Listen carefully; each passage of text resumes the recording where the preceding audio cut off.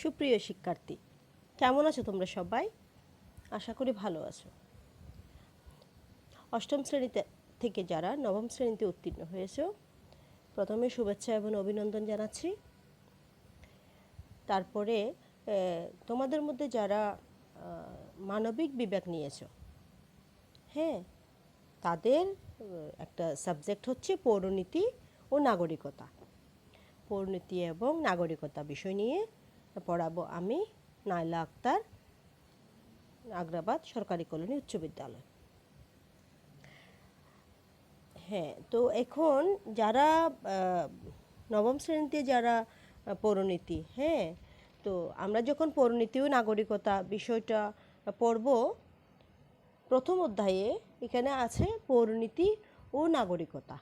হ্যাঁ, প্রথম অধ্যায়ের নামই হচ্ছে সেটা। তো আমরা সুপ্রিয় শিক্ষার্থী, আজকে আমরা প্রথম অধ্যায়ের একটু কিছু বিষয় নিয়ে আলোচনা করব। তার আগে তোমাদের সবাইকে বলছি, নিয়মিত পড়াশোনা করবে, পড়াশোনায় মনোযোগী হবে, প্রতিটা শিক্ষকের কথা মনোযোগ দিয়ে শুনবে, প্রতিটা ক্লাস অ্যাটলিস্ট শোনার চেষ্টা করবে, বাড়ির কাজ করার চেষ্টা করবে। দয়া করে আমাকে হোয়াটসঅ্যাপে বাড়ির কাজ পাঠাবে। তাহলে তোমাদের সাথে আমরা সরাসরি ক্লাস নিতে পারছি না, সেটার জন্য এই অল্টারনেটিভ এই পদ্ধতি আমরা আমাদের চেষ্টা করে যাচ্ছি। তোমাদেরকেও সহযোগিতা করতে হবে। তোমাদের সহযোগিতা এবং আমাদের কষ্ট, আমাদের ইচ্ছে দুটাই যোগ হয়ে আমরা সফল হতে পারবো। তোমরা তোমাদের যেটা পারছো না, যেটা শিক্ষকদের ক্লাস, স্কুলে গিয়ে যে ক্লাসগুলো তোমরা নিতে পারছো না, সরাসরি শিক্ষকদের সাথে তোমাদের যোগাযোগ হচ্ছে না, সেটা কিছুটা হলেও আমরা আশা করি দূর করতে পারবো। আমরা অন্তত পাঠ্য বইয়ের সাথে নিজেদেরকে সম্পৃক্ত রাখতে পারবো।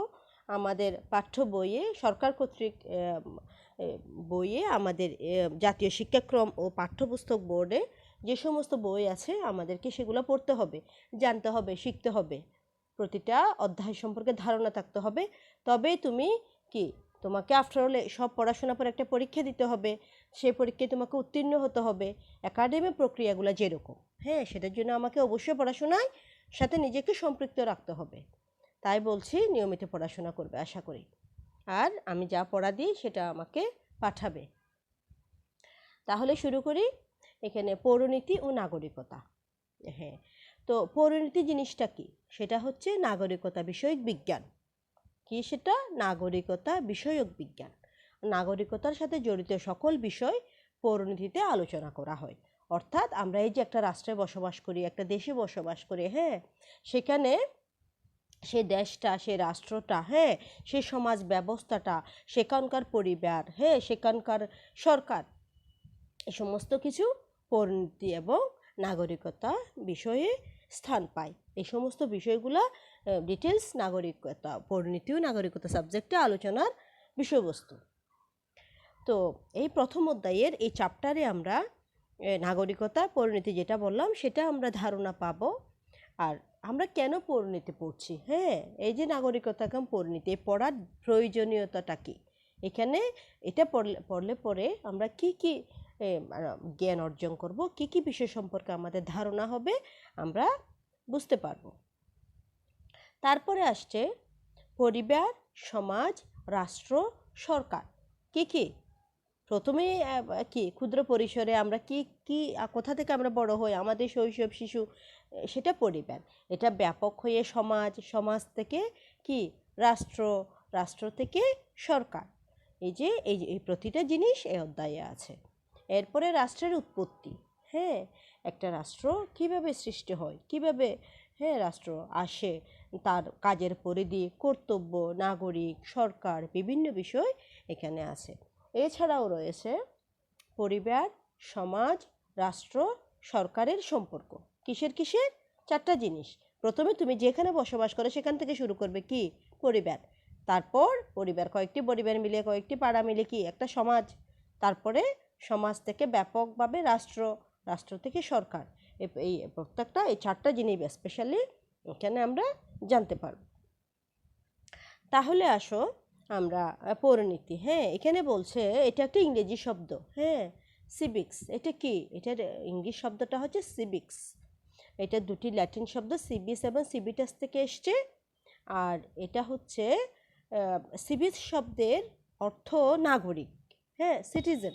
নাগরিকের ইংরেজি হচ্ছে সিটিজেন, আর নগর রাষ্ট্র হচ্ছে সিটি স্টেট। হ্যাঁ, এই দুইটা মিলে কি নাগরিক। আর এখানে দুইটা মিলেই পৌরনীতি। প্রাচীন গ্রিসে নাগরিক ও নগর রাষ্ট্র ছিল অবিচ্ছেদ্য, অর্থাৎ একটার সাথে একটা খুব ঘনিষ্ঠ সম্পর্ক ছিল। তখন গ্রিসের ছোট ছোট অঞ্চল নিয়ে রাষ্ট্র গড়ে উঠত। হ্যাঁ, ছোট ছোট ধরো 10-15টা 20টা এরকম অঞ্চল নিয়ে একটা রাষ্ট্র হতো, একটা নগর রাষ্ট্র হতো। আর ওই রাষ্ট্রে যারা হ্যাঁ বিভিন্ন সরকারি কাজে, সরাসরি কাজে, নিজেদের কাজ, ব্যক্তিগত, হ্যাঁ সামাজিক এবং রাষ্ট্রীয় কাজে যারা অংশগ্রহণ করত, তাদের সবাইকে কি বলা হতো? নাগরিক বলা হতো। দাস, মহিলা ও বিদেশিদের এ সুযোগ ছিল না, অর্থাৎ এরা নাগরিক ছিল না। হ্যাঁ, ওখানে তখন ডিসক্রিমিনেশন ছিল, পার্থক্য ছিল। হ্যাঁ, তো এখানে নাগরিকের আচরণ কার্যাবলী এই দুটো জিনিস আলোচনায় কিন্তু পৌরনীতির বিষয়বস্তু। কি কি? নাগরিকের আচরণ এবং কার্যাবলী। মনে থাকবে। তাহলে আমরা এই পৌরনীতি কোথা থেকে আসলো, সেটা শব্দটা কোথায় কোথায় প্রথম নগর রাষ্ট্রের উৎপত্তি হয়েছে, হ্যাঁ সেখানে নাগরিকদের ভূমিকা কি, কাজ কি, এটা একটু জানলাম। এরপরে আমাদের ধরো এই যে বাংলাদেশের আমাদের ক্ষেত্রফল, হ্যাঁ 55,598 বর্গ মাইল। এখানে 1,47,570 বর্গ কিলোমিটার এবং লোকসংখ্যা হচ্ছে 15 কোটি প্রায়। তো এখন এখানে আমাদের যারা অপ্রাপ্তবয়স্ক 18 বছরের নিচে, তাদের ভোট দান কিংবা নির্বাচিত হওয়ার মতো রাজনৈতিক অধিকার ভোগ করতে পারে না, সেটা আমরা সবাই জানি। 18 বছরের পরে হলেই কিন্তু একজন নাগরিককে ভোট দেওয়ার অধিকার থাকে এবং তাকে নাগরিক হিসেবে গণনা করা হয়। রাষ্ট্রবিজ্ঞানী E.M. হোয়াইট, এটা একজন রাষ্ট্রবিখ্যাত রাষ্ট্রবিজ্ঞানীর নাম।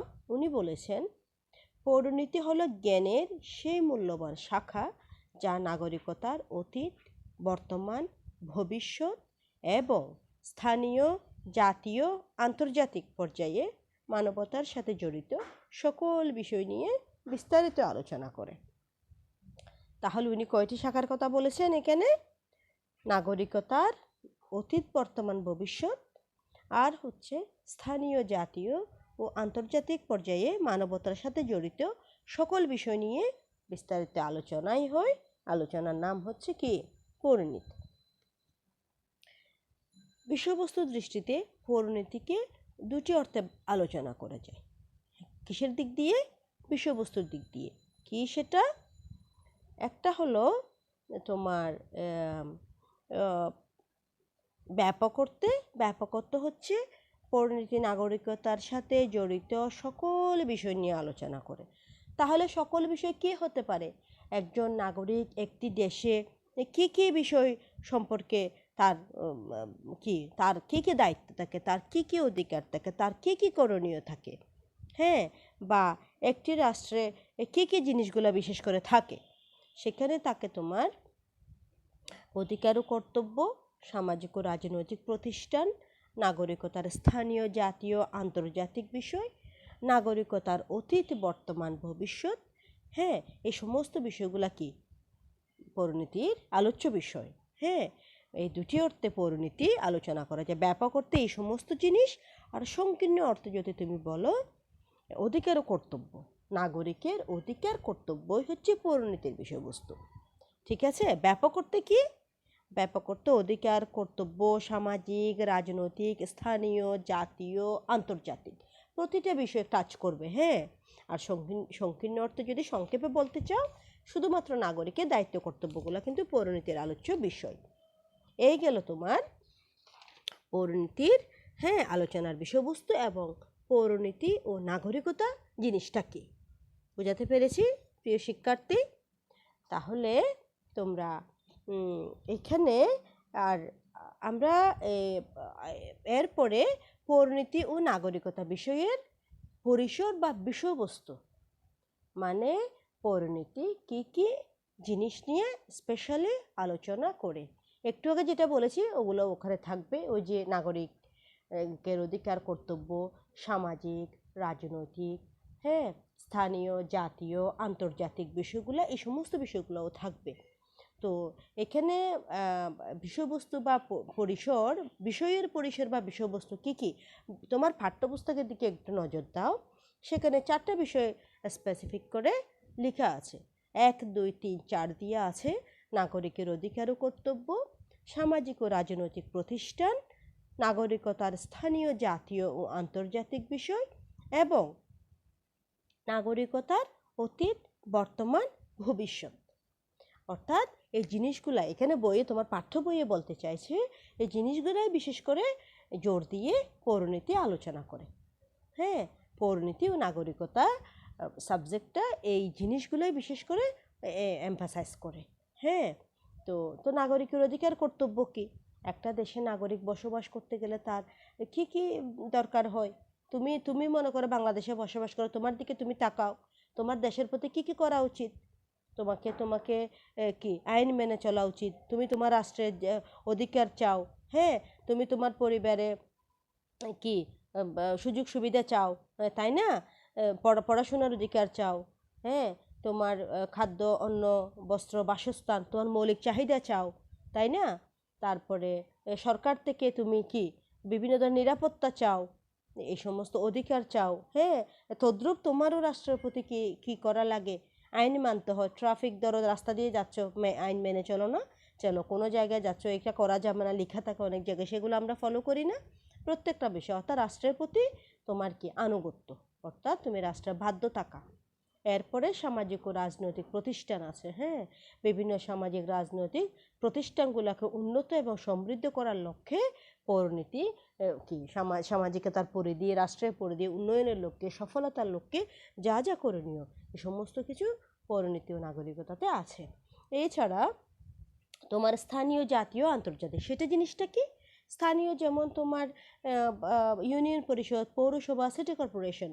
তোমার এলাকায়, তোমার গ্রামে ইউনিয়ন আছে না, পৌরসভা আছে না, যে সিটি কর্পোরেশনের আন্ডারে আমরা নির্বাচন বলো, এবং সিটি কর্পোরেশনের বিভিন্ন কাজকর্ম, সরকারি, বেসরকারি, হ্যাঁ, বিভিন্ন, ওখানে জনগণের সুযোগ সুবিধা, স্বার্থ, বিভিন্ন সংশ্লিষ্ট সব ধরনের কাজ কিন্তু এই সমস্ত প্রতিষ্ঠানে, সালিশ বিচার, হ্যাঁ, যে কোনো ধরনের সমস্যা নাগরিকটা কিন্তু এখানে গিয়ে সমাধান করে থাকে। এখানে জাতীয় পর্যায়ে যদি বলতে চাই, সেগুলা কি? আইনি বিভাগ, বিচার বিভাগ, শাসন বিভাগ। আন্তর্জাতিক পর্যায়ে কমনওয়েলথ, জাতিসংঘ, এরা কি করে? এরা জনগণের লক্ষ্যে কাজ করে, জনগণের জন্য কাজ করে, জনগণের কি স্বার্থে কাজ করে। হ্যাঁ, এগুলোর কাজে কিন্তু জনগণের বেশি। আইন বিভাগ কি করে? আইন পরিচালনা করে। শাসন বিভাগ কি করে? শাসন করে। কোনো যদি অসঙ্গতি দেখা যায় তাকে, সেই অনুযায়ী ব্যবস্থা নেওয়া হয়।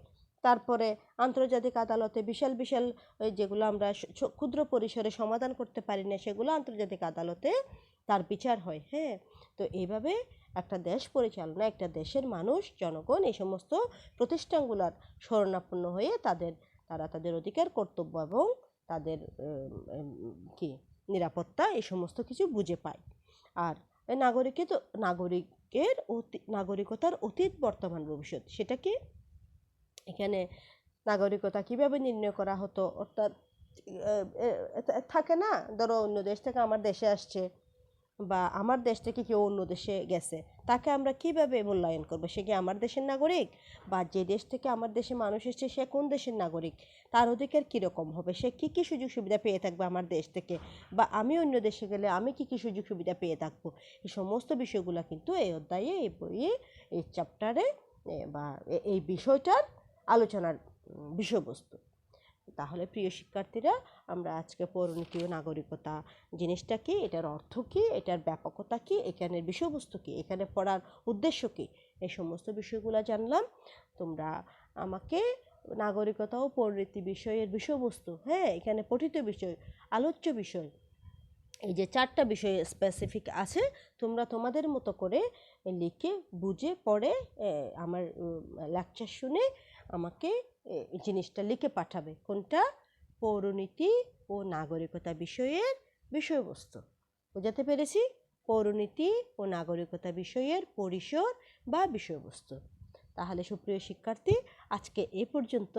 আগামী ক্লাসে পর্যন্ত ভালো থাকো, সুস্থ থাকো, নিরাপদে থাকো। আল্লাহ হাফেজ।